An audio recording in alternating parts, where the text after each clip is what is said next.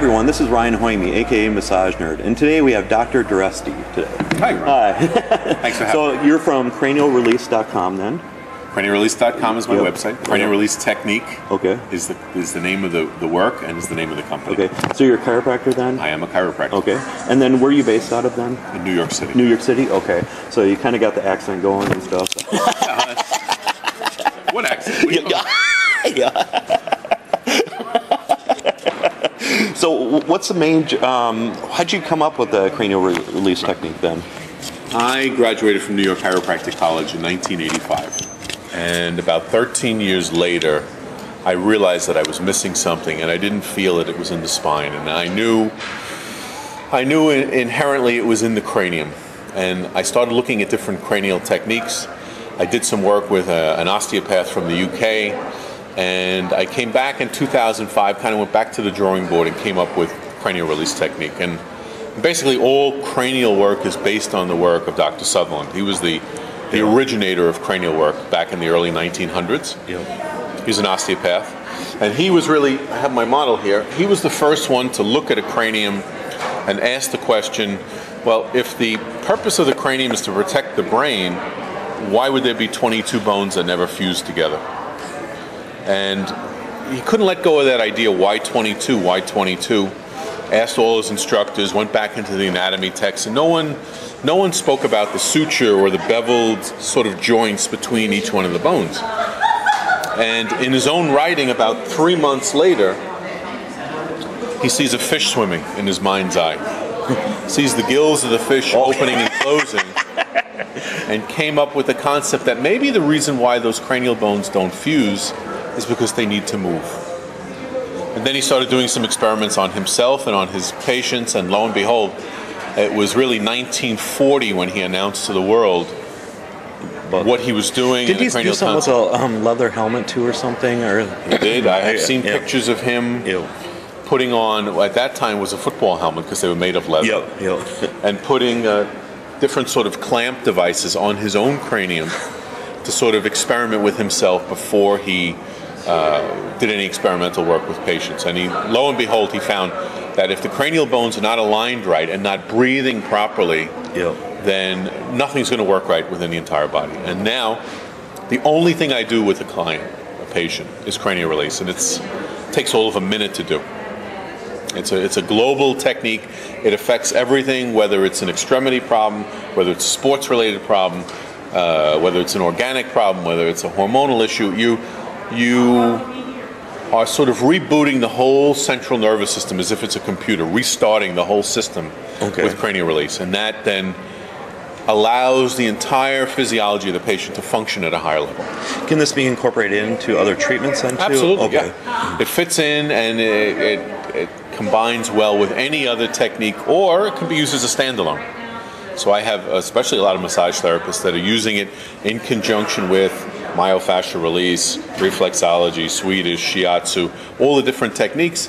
And then I have some that just choose to do this sort of as a standalone. Just that, okay, yeah, cool. And then even cranial sacral therapy, it's not going to mess with it at all if you perform cranial sacral or anything else with this. Right, and I have to tell you, I've never taken a cranial sacral workshop. I don't really know much about it at all. Okay. But I do have many practitioners who use cranial release in conjunction with cranial sacral. Okay.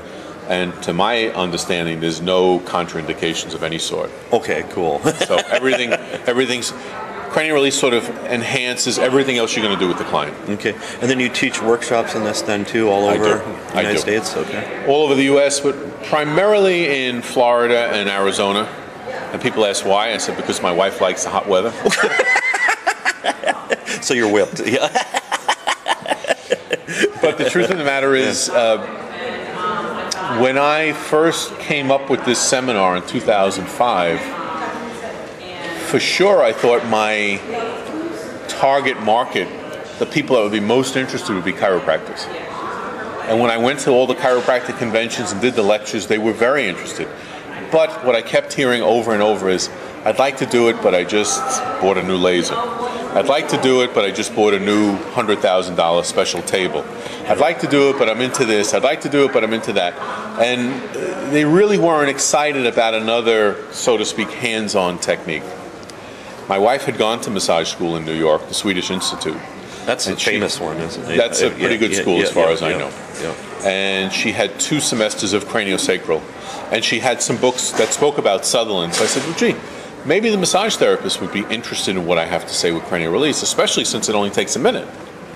And that's why pretty much I'm in Florida, because, as you know, there's so many massage therapists here. They're very open, and we're here at the FSMTA convention. And you know, it's probably one of the best shows that I go to, because you have all different experts in their field here.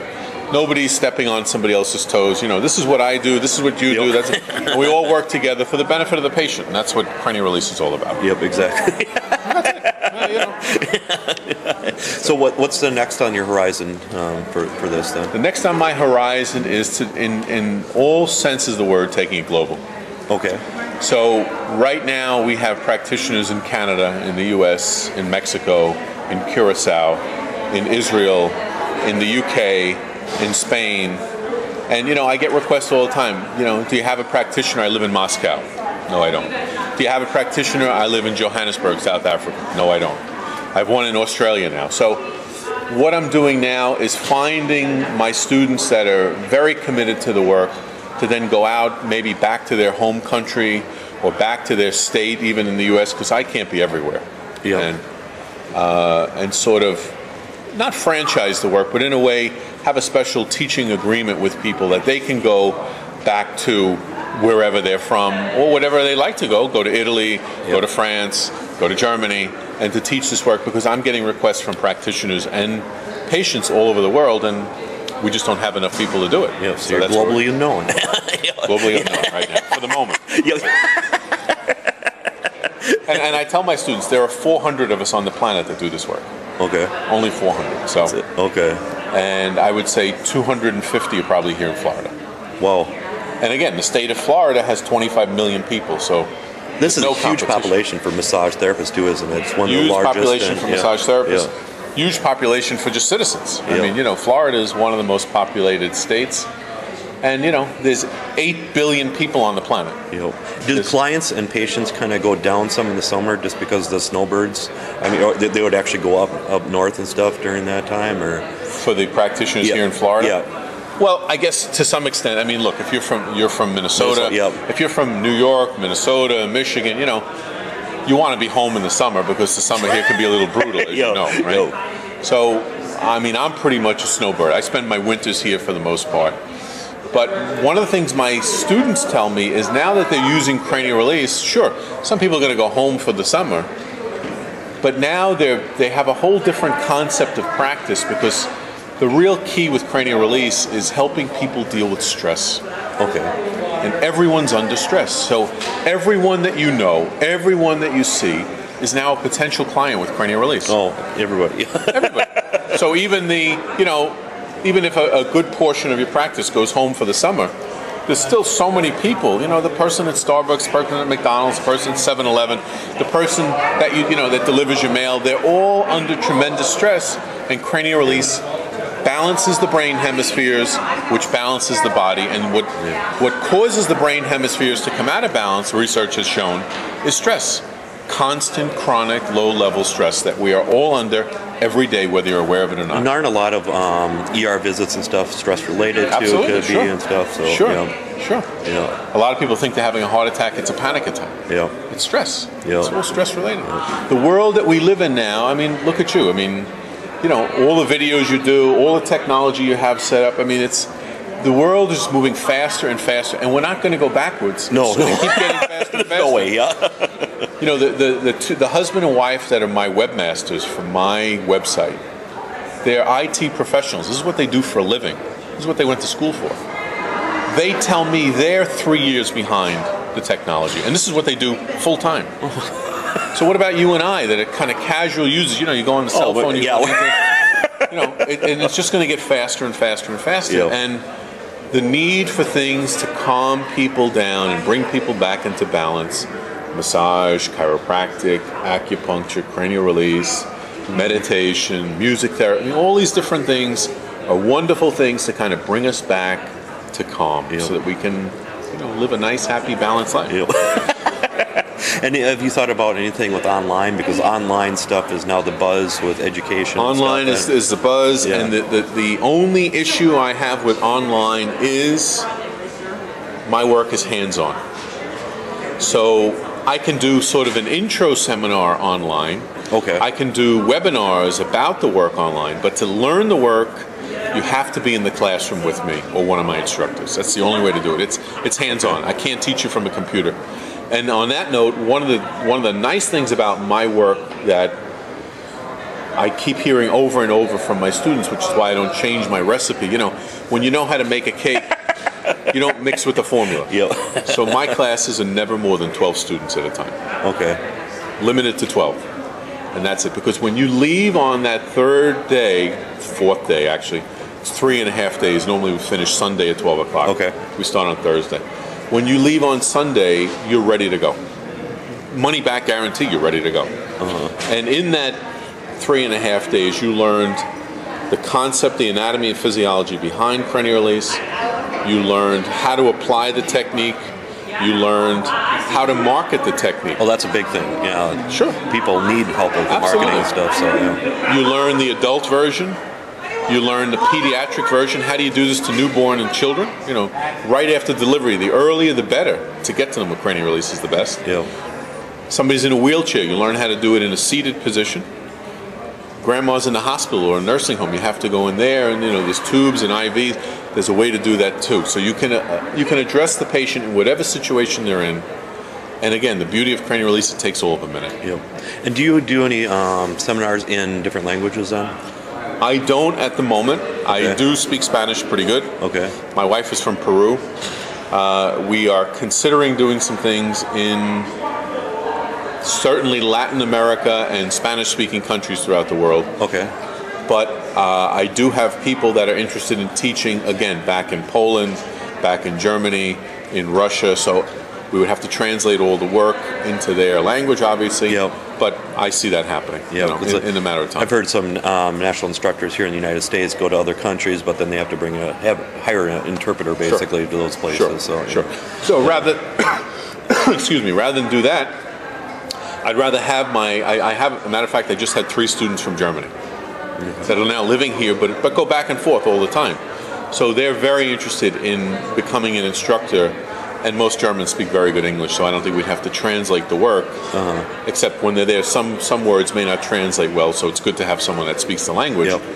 But, you know, you speak about a place like Russia, and I have a student there, or you speak about, you know, any of these other languages where English is not well spoken, you know, we want to translate everything over to them. Yeah. So. My wife, she's Filipino, Okay. and the thing is, English she does no problem in. It's Right. the slang. Her favorite show when she came over here was Friends, but the thing is, she only understood half of it because all the slang. And they're not used to that. That's right. That's right. Exactly right. And we don't realize how much slang we use all the time. Well, too. sure. So, Even the people from the UK, when they speak to us, same language, but when they say things, you're like, you know, I must be missing something. Yeah, exactly. And vice versa. So. And have you got into case studies at all or anything? Or we are in the process of doing that. Okay, awesome. As a matter of fact, in 2 weeks I will be in Phoenix. Talk about heat. Dry heat though, right? Dry. It's dry. It's just walking into the oven instead of the steam bath. So, but in that seminar, I will be having a student from a chiropractic college who is a researcher. That's all she does is research. Okay. She's coming specifically to learn about cranial release to assist me in writing research papers because I'm not a writer. Okay. And you know, in the world of science, in the world of alternative medicine, if it's not written up, it doesn't exist. So that's the next step for where we're headed here, is research.